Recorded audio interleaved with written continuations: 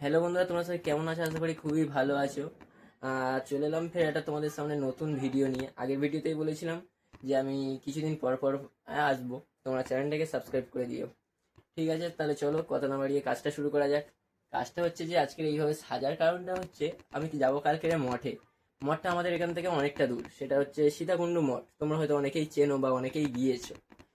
তা আমাদের এখানটা অনেকটা দূর বলে আমরা যাব মাসির বাড়ি। মাসির বাড়ি থেকে আমরা যাব 12টা নাগাদ বার হব। ওখান থেকে যাব আমরা হেঁটে।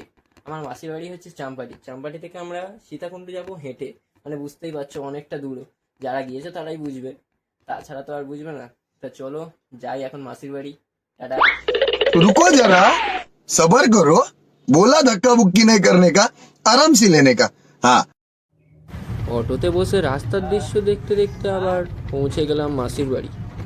রাস্তার দৃশ্যগুলো বেশ ব্যাপক। মাসির বাড়িতে তো চলে আসলাম।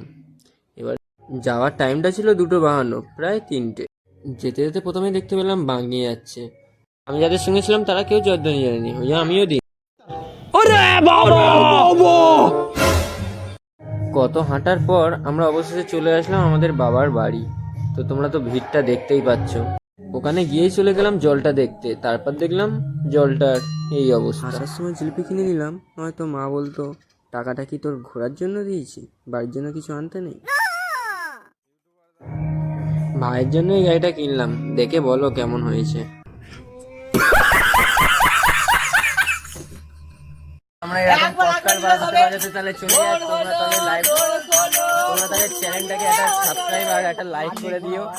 আর তোমরা কে কে এই বাবার মন্দিরে এসছো, এই বাবার মন্দিরে এই মঠে এসছো, সেটা অবশ্যই কমেন্টে জানিও। তারপর দেখা হচ্ছে পরের ভিডিওতে। Bye bye.